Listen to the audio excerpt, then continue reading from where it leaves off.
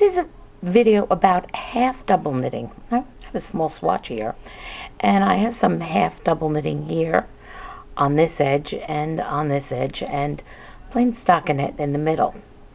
And half double knitting is an interesting edging to use. I personally like to use it on sweaters with when I'm knitting, say, from the top down, and rather than use a garter stitch edge, which has a slightly different row gauge and tends to be slightly denser, and to support the front of the sweater, I use half double knitting instead. And from the front, it sort of looks like a ribbed edge, especially it does come apart a bit, so it does look like ribbing. But when you look at the back of it, very clearly it's not ribbing. Very clearly it's something else. And this is the double knit side, and this is the standard size, which is why it's called half double knitting, because half the rows are double knit and half are not. So I'm going to start with row 1. Now normally what you do is you do a cast on. I prefer a twisted cast on. I use a German twisted, Norwegian twisted, whatever sort of twisted cast on you want to call it. I start with a twisted cast on, and I start with row 2. Because it just makes sense to have row 1 be in the front. So my yarn is in back, and now what I'm going to do is I'm going to do pretty much a standard rib. I'm going to knit 1, bring the yarn forward, purl 1, bring the yarn back, knit 1, oops, let's try and keep this at a steady pace, purl 1, knit 1, purl 1. Part of what happened was I normally knit combo, and I, for this display, did not. I intentionally knit standard, so I'm sort of looking for where to put the needle in, because it's not the usual place for my knitting, but it makes it easier for other knitters to understand. But basically now I'm doing a couple of rows of stockinette in front, in the center, and I often put a marker because I consider 2, 4, 6, this first column of knits to be part of the half double knitting. So again, it's knit 1 and purl 1 and knit 1 and purl 1, and I've forgotten to do standard purl. I've done a combo purl, so the back will be slightly different, but that won't matter much. Okay, so that's row 1. Basically standard ribbing, knit 1, purl 1. When you turn the work, it's slightly different. What we're going to do is we're first going to, and again, because I did not use my standard a standard continental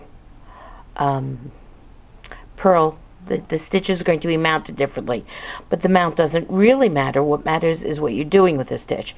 So I'm going to purl 1, bring the yarn forward as if to knit, slip the stitch as if to purl, bring the yarn, purl, bring the yarn back as if to knit, slip as if to purl, purl 1, bring the yarn back as if to knit, slip 1 purlwise. Okay, and that's it. There's my 7 stitches done. Now I'm going to purl across this row in my combo purl, which I'm very comfortable with. You don't have to be comfortable with, but so long as you have stockinette or whatever it is. If you were doing a sweater, this could be any stitch pattern. It really doesn't matter. The idea is to demonstrate the goings on. So here's my first stitch. Now the yarn comes back as if to knit. The stitch gets slipped purlwise, which is the most general rule. Purl 1, yarn to the back. Most often when you slip a stitch, you do slip it to be purlwise. That is the, unless otherwise specified, are the general rules. Okay, And now I've completed a row. So I've done row 1 and 2. And what you end up with, as I say, something that becomes really evident down here at the bottom.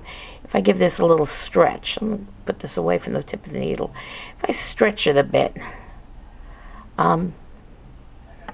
you can see this part of the stockinette that has nothing but a cast-on edge. Does what stockinette wants to do. It wants to roll, and it rolls.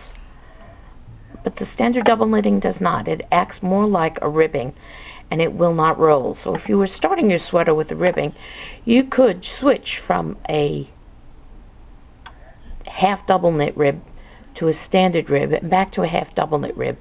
There would be absolutely a demarcation between the two.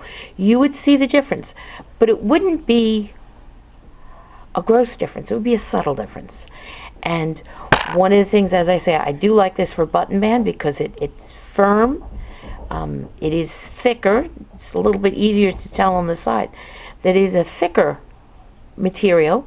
So it's got a slightly different gauge, so it does pull slightly, so that if you stretch it out, you can see that the center part wants to be longer, and these side edges are a little shorter, but they're not significantly shorter. They're just enough to provide the kind of tension you want to support the front of a button band.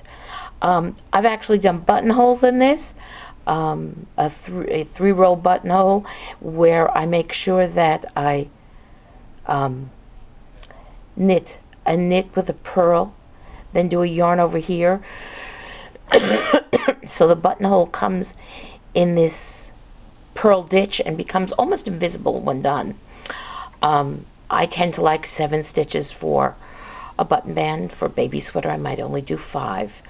But this is an example of half double knitting, where one side looks like ribbing and the other side looks like double knitting.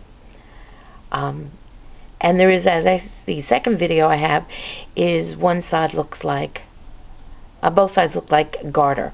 That's also a half double knitting, and it has its uses. I sometimes like the look of a ribbed button band instead of a garter stitch button band, and this is just another way to achieve that look. It's an option.